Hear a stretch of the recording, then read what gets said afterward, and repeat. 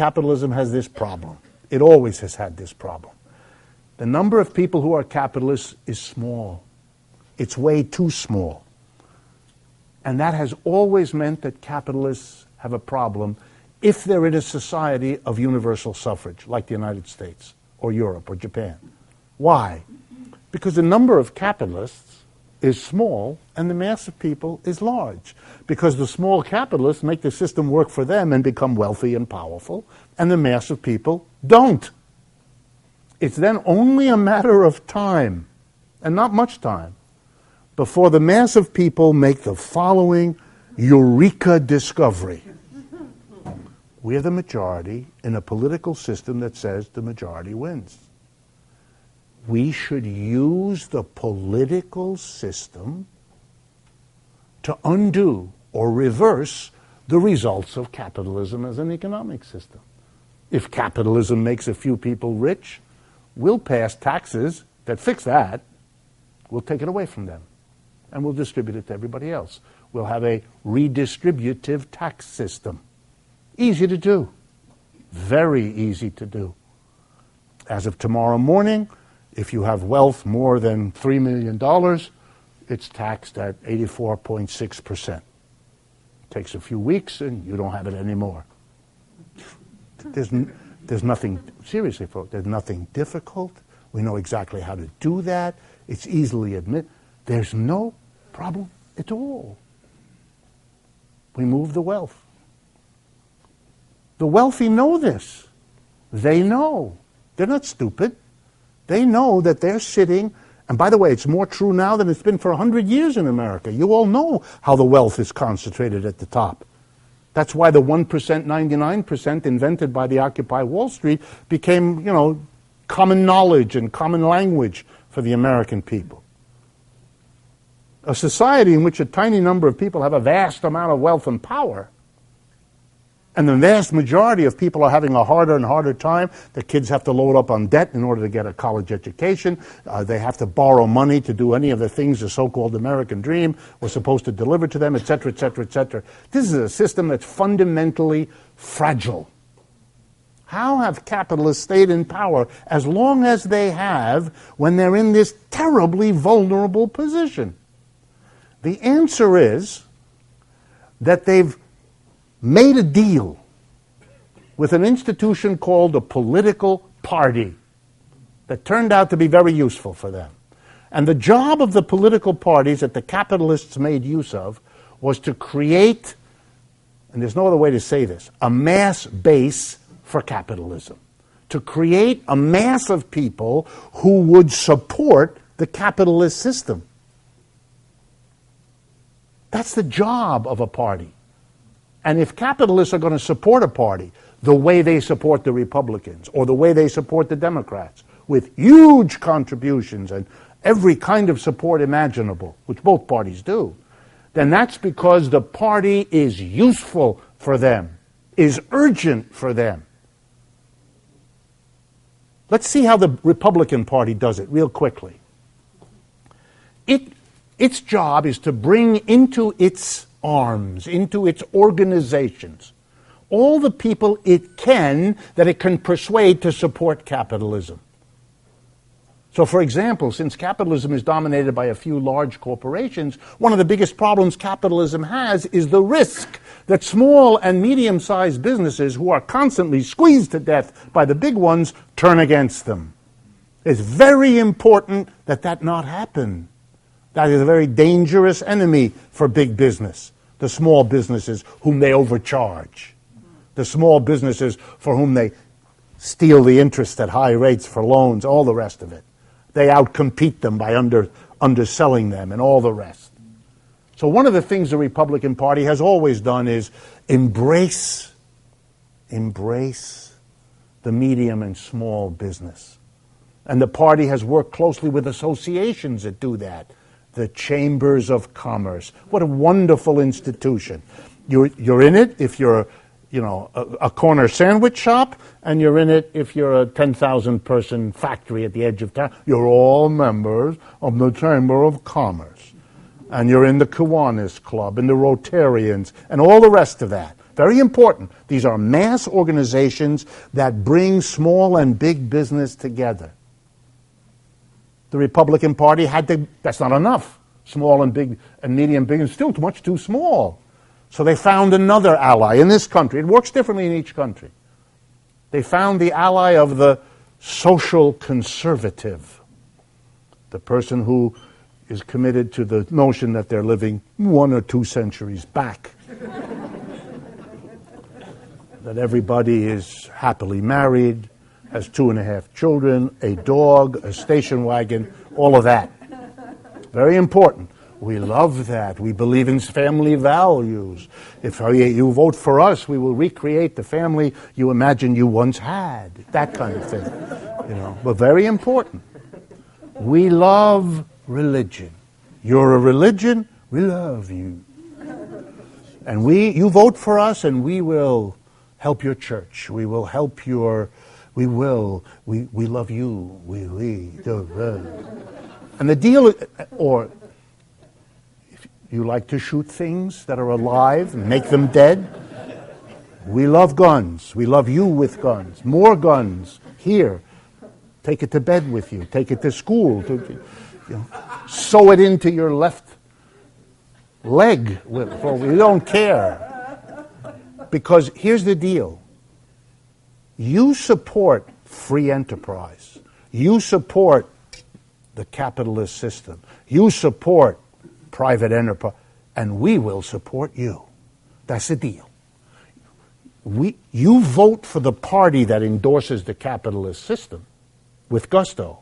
And when it gets into power, we will not only make it serve us, the big businesses, but we will help them give you some reward. We'll help your little church. We will help you. You gun people, here's some more. Have some more. Things that shoot more bullets in less time. Whatever it is you like, we'll do that. We don't care. That's not our issue. Of course privately we think you're nuts. But it's very important. The base is always difficult. It's always tense. It's never secure. The church people, for example, have for years been very angry at the Republican Party because they think they're being played with, which of course they are. They're being taken for a large, long ride. They're being the mass base for a big business, and the big business gives them a stamp with one of their people on it. Huh? And then they feel terrible. They didn't get the abortion abolished. They didn't get gay marriage stopped. They didn't get the things that they were concerned about because that's never the issue. The job of these parties is to give a mass base. And the Democrats are exactly the same, but it's a different group. The job of the Democrats is to bring in the working class. Always bring in the working class. Bring in the minorities. Bring in the women. Bring in the academics and intellectual. Bring them in. Get them to support free enterprise any way you can. And give them something. Give them a public university system. They want that, you give them that. The minorities, they want to be able to have lunch at a lunch counter. Give them that. Who cares? Well, we know that there are all kinds of people who care, but the people who are making the decision, they don't care. It's not their issue. That's not what the party's about for them. And it's wonderful to have two parties. Because then, when one party, for some reason, can't hold its base together so that the people at the top go, hey, this party isn't working real well, you dump them and get the other one. And you play with it until it doesn't break. Then you get and you tell the mass of people, see, when we're not happy, we Americans, with the one party, we got the other party. And after a while, the majority of people realize this game is absurd, and they don't bother voting anymore, do they? Because for them, these are details, they're not that interested. They don't go to church, they don't care much about guns. If gay people want to get married, their reaction is, haven't they suffered enough? I had to do that. That's an old joke, and I had to try that. But sometimes neither of the parties work as a base for capitalists. Sometimes they both fall apart. It can be because of internal stresses and strains, the anger of a group that was brought in and played with, taken advantage of, gotten to support capitalism and given almost nothing in exchange. That sometimes happens. That's not what's happening so much now. What's happening now is the system itself hasn't got enough reward. Too many people are having too hard a time. And so both on the Republican side and the Democratic side, it's not working. The parties whose job it is to hold everything together can't do it anymore. The anger of particularly white male, but not only, but particularly white male workers in the ages of 25 to 50, they're voting for Mr. Trump in huge numbers. They're angry. Nothing has worked for them. Nothing has helped. This game is disgusting for them. They're angry. They want out. And this guy is as good a way as any. It doesn't take much of a risk. He's a successful businessman. So if you're a Republican and voting for a successful businessman, sort of that's in the cards, that's okay. And on the other side, same thing. Overwhelming young people entering into the political arena, loaded up with debt, loaded up with crappy job prospects, loaded up with crappy income prospects, told that they live in an American society where they're going to live better than their parents, and the truth is they're not going to even achieve what their parents had. They are, what are you talking about? This is not I'm out. And they enjoy it. What do you mean I can't vote for he's a socialist? Good. It's like doing exactly what your parents told you not to do. It's delicious. Of course I'm going to vote for that old man socialist. And the more it freaks out my parents, the more I'll tell them about how much fun it was going in. But it's really, and the parties, but it's very serious. The parties can't do it. The parties can't do it. The election, the victory of Mr. Sanders in the state of Michigan last night is an amazing thing. That he could do it. It's as amazing as Iowa, it's as amazing as New Hampshire. These are very serious failures of the Democratic Party to do what it's supposed to do. Mr. Sanders is saying, I don't like capitalism. I prefer something else. That's been impossible in the United States for half a century. And he's making it look easy. It's very important. He's teaching Americans, all of you, but millions of Americans, that there are millions of people who agree with him. That's been the unspoken, unspeakable secret of American politics. Because it comes right out and says, capitalism? Who needs it? Who wants it? It's dead, it's old, it's finished, it's done. We don't want it, we don't need it, we're going elsewhere. This is an amazing breakdown of one of the central pillars of a surviving capitalist system. The Soviet Union did not collapse because it was attacked from outside. It fell apart inside. The United States is falling apart inside. It needs a mass base, and it's losing both of them, the Republicans and the Democrats. In Greece, in 2012, suddenly, the two parties, like our Republican and Democrat, who had exchanged prime ministers back and forth, just like we exchanged Republicans and Democrats back and forth for 40 years, suddenly got no votes. They got less than a third together. They used to get 3/4 together. And up comes a little corner left-wing party, Syriza, which is now the government, has been the government for 2 or 3 years. Unthinkable. The great they're gone. The capitalists are now having to make deals with people who proudly say they hate capitalism. Whether they do or not is another matter, but there's a new game for them. And the Greek capitalists have been showing what they think about it, which is they're leaving. They're moving their assets out of Greece as fast as they can. They've been doing it for a long time, so it's very bad for Syriza because their situation is disintegrating as they try to hold on. That's the decision they made. Where's the United States going? I don't know. But nobody, the chaos that you see, the anxiety at the top. I don't know how many of you saw it, but every year something called the American Enterprise Institute, a think tank of the right wing, goes to a place called Sea Island off the coast of Georgia. Very ritzy resort, very private. You have to fly into an airport on the mainland and then go over by boat. And they had their annual meeting a little while ago, and all the big wigs of the Republican Party were gathered to talk about what to do with Mr. Trump. But it wasn't just the big wigs of the Republican Party. There were a whole bunch of Democratic leaders there, and one of the people who was spotted, and I had to admit later that he was there, was Arthur Sulzberger, the owner and operator of the New York Times. Oh, I see. We don't have time for the Republican Democratic junk anymore. We're all in this together, because this dissolution of the mass base party is a danger to the system as a whole. The New York Times can't decide between Mrs. Clinton, whom they're desperately trying.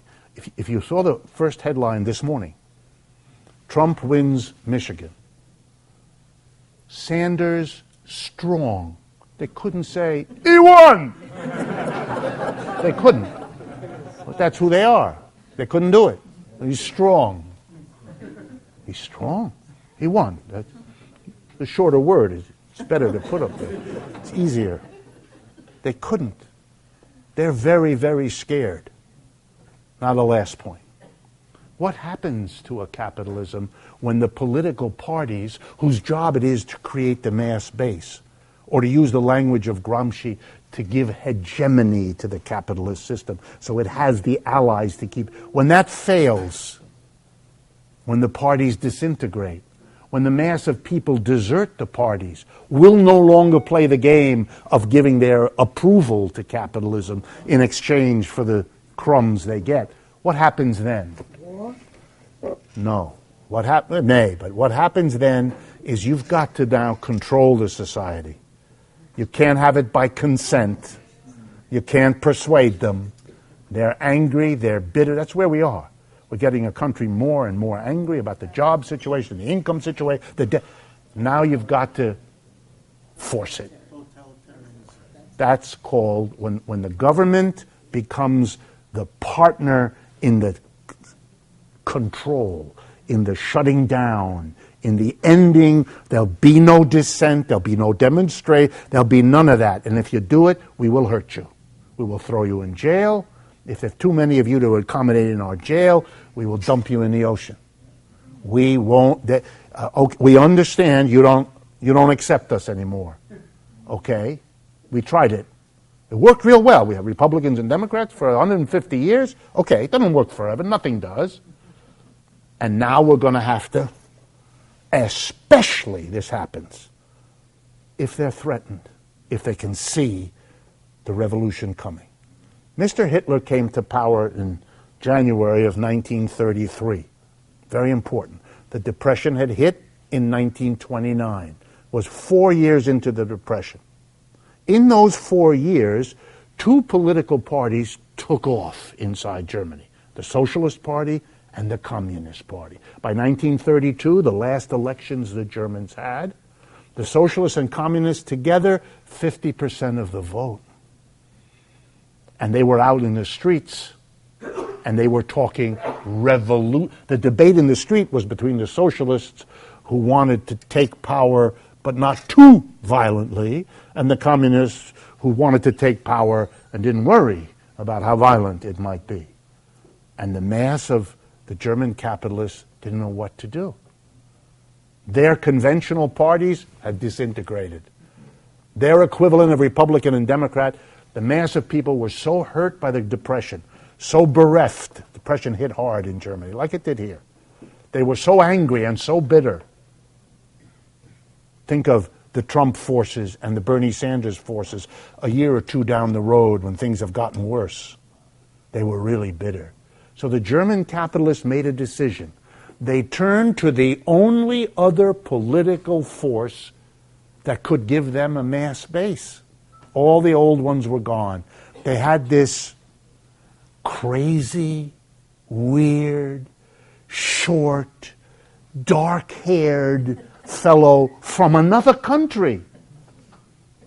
Hitler, Austrian, brown.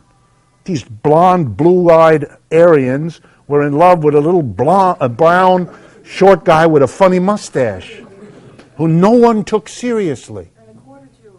What? A quarter Jewish, perhaps, yes. Perhaps, yes. But the capitalists who didn't like him, who made fun of him, who thought he was a bully, a clown, a loudmouth, uncultured, uncouth. Jesus, you could the whole list of things we say about Mr. Trump. Or, as I learned recently, his original family name, Drumpf.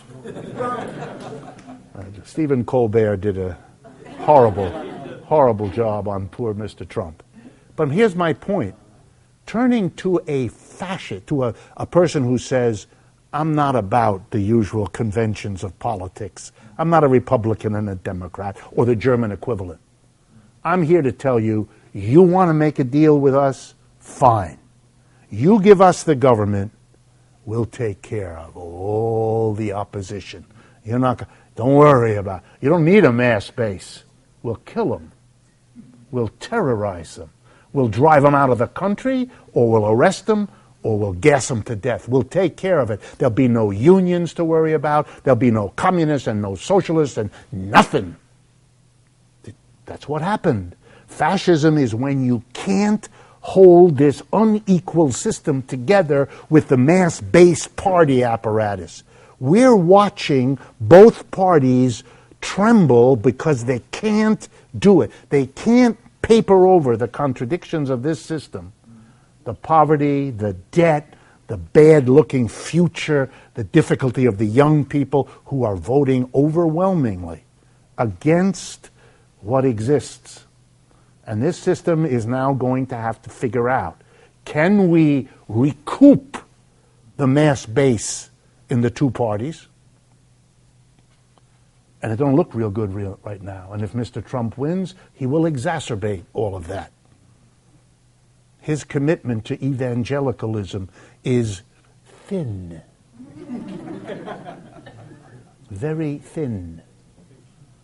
And if Mrs. Clinton becomes the candidate, which the apparatus wants, she will come in under a cloud of disagreement and hostility and criticism from an outside of her party, but from half of the people inside the party. How she's going to govern and how that's going to work, very questionable. Whatever she says, you should all be aware, she and her people are watching in stunned disbelief at the disintegration of of their party. Exactly the way the establishment of the Republican is looking in stunned disbelief as Mr. Trump makes monkeys out of them. Over and over again. They don't know what to do. They don't know how to stop it. But be very worried, because there is a solution that has happened before when this peaceful arrangement of keeping capitalism going breaks down. What happens then, if you have that merger of the government as the partner with a heavy fist to keep this system going against all of the opposition, that's fascism. That's Italian fascism, Japanese fascism, Ukrainian fascism, German fascism, and so on. Fascism has always lurked there as the fallback position when everything else doesn't work. We used to think of that as a historically interesting question. It's now coming to be part of our immediate situation.